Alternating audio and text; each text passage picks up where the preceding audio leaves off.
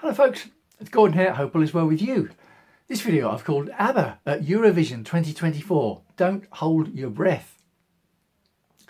Eurovision 2023 was held in Liverpool in the United Kingdom this year on behalf of Ukraine, and seemed to be a lot of talk about Sweden, about Sweden's entry in 2023 and 2024 being the 50th anniversary of ABBA winning.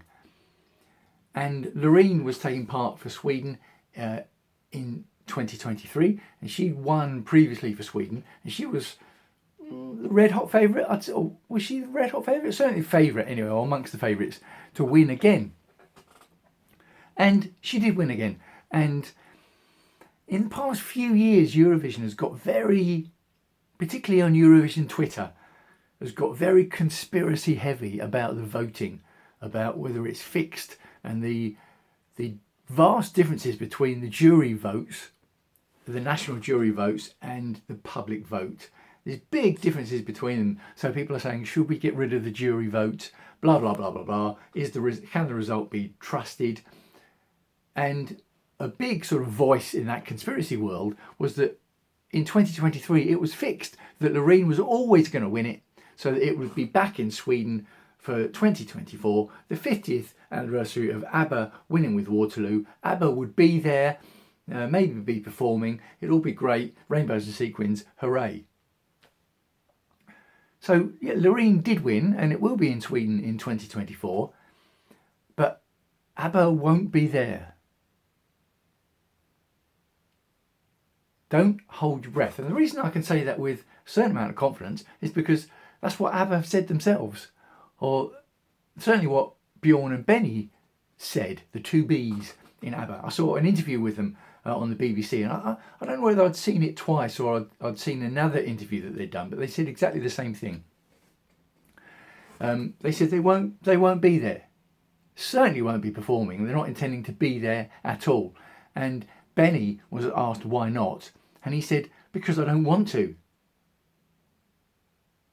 And if I don't want to, the others won't do it. He said it was always like that with the four of them, that if one of them says no, the answer is no. And when he said that in the interview, he was not stern, but he was quite forceful in the way he was saying it. It wasn't really a humorous answer, it was a factual answer. We won't be doing it because I don't want to, which means the others won't do it. And then Bjorn was asked, would you compose Sweden's entry if you were asked? And he said no, as if it was a stupid question. I mean, it is a bit of a stupid question, because why would they do that? They're never going. Then what have they got to gain by doing that? If they won writing the song 50 years after Waterloo, so what? If they lost, then if it didn't win, then what would that do for their legacy? Or if they did win, would the conspiracy theorists even more pile on board? Well, obviously they were going to win. So it's a bit of a no-win situation. I couldn't imagine in a million years that they would write Sweden's entry. So Bjorn said no, as if it was a stupid question. Now, is it possible that they've said they won't write Sweden's entry and they won't be there as a bluff to sort of dampen the hype? I don't think so, because they were talking about the ABBA Voyage show in London. They were talking about that for years, pre-COVID and all the rest of it. I remember when they first started talking about doing ABBA holograms, and I thought, ooh, that sounds, I'm not sure I like the sound of that. Talking about it for years. It took them years to put it together. So they weren't secretive or holding back talking about that. I suspect if they were going to appear at Eurovision 2024, they might have at least said, well, maybe, or we'll see. But it was a very clear no. And I mean, they might change their minds. It's possible they might change their minds, but I wouldn't think so. Don't hold your breath.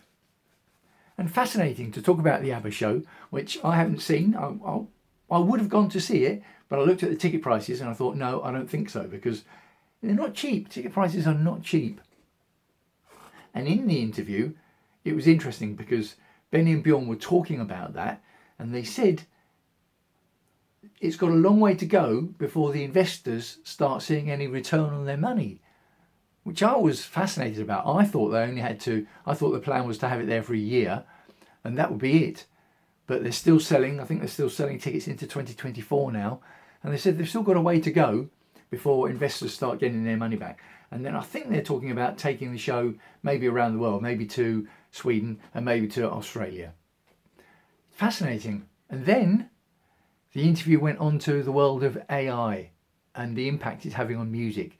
And it was really interesting to hear both of them as the composers of all the ABBA mega hits. They were asked about AI music. And you do hear a lot of AI music already from Beatles and Queen and people, the AI software and the people who can use the software come up with these songs that sound like the artists. And they were talking about if there is an ABBA AI music or an ABBA AI written song, who is the creator of that?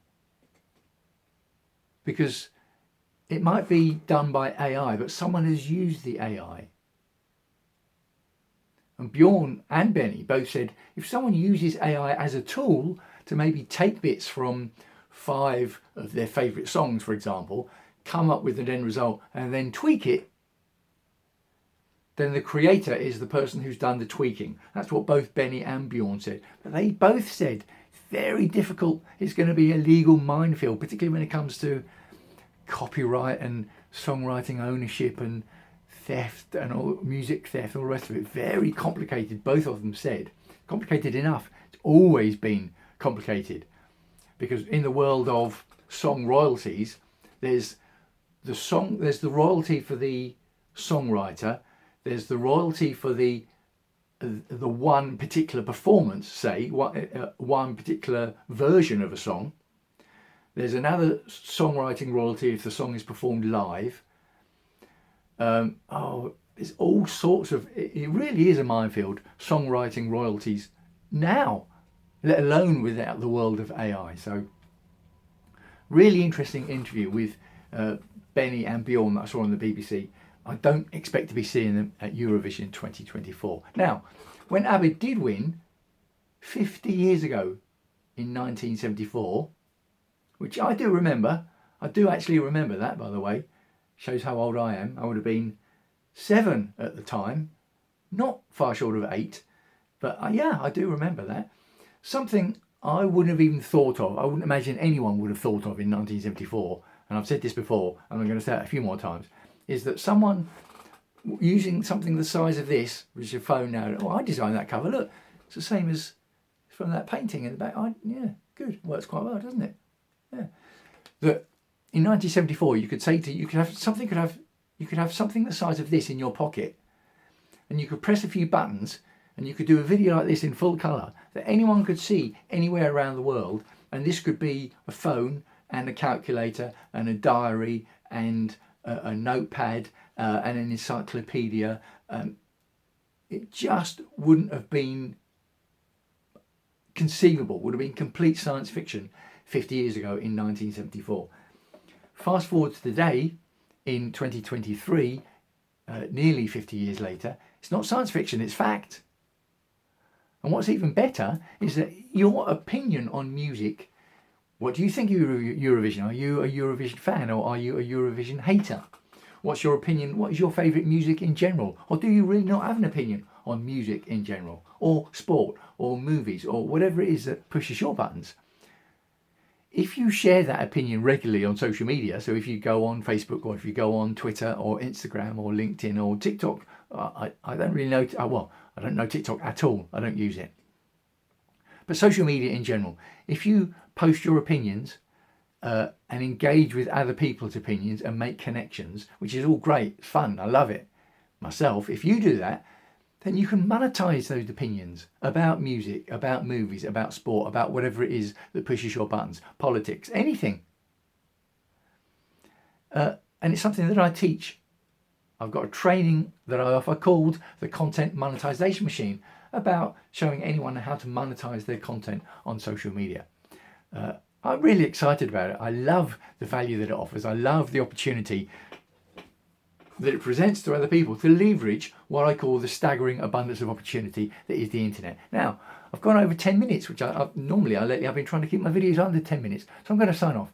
Let me know what you think about ABBA at Eurovision 2024. And if you'd like to find out more about the content monetization machine, message me or pop along to the website, thecontentmonetizationmachine.com. Signing off for now, wishing you as ever health and happiness, and I'll speak to you again soon.